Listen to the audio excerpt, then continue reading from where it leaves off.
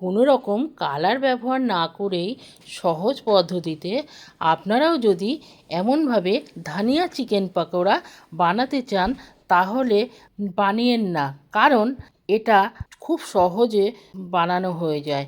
প্রথমত আমি বাইরে থেকে কেটে আনা চিকেন পকোড়া সাইজের মাংস নিয়েছি।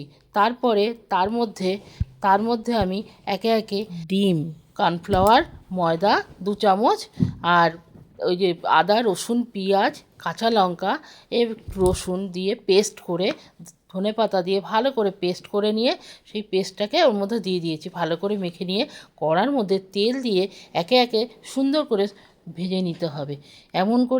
এমন পদ্ধতিতে তৈরি করে একবার দেখতে পারেন। ধনিয়া চিকেন পকোড়া খুব সুন্দর সহজ পদ্ধতিতে হয়ে যাবে।